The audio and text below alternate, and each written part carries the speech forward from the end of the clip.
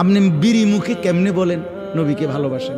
এত বড় মিথ্যা দাবিদার আপনি কোন? আমার শুধু এই কথাটা একজন মুরব্বী বুঝাইয়া কোন, যারা বিড়ি খায়, 60 বছরের বুড়া মানুষ এখনো বিড়ি খায়, চা দোকানে চা পান বিড়ি, এই বিড়ি খায় আর টেলিভিশনে নাচ গান দেখে ঘন্টার পর ঘন্টা।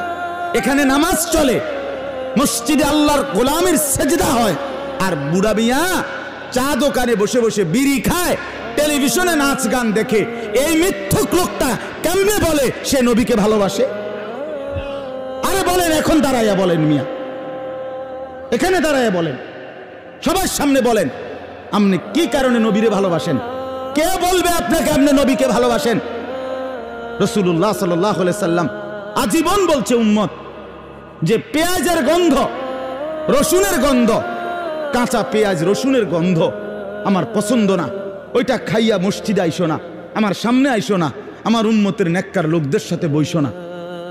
আর আপনি আস্তা বিড়ির দুর্গন্ধ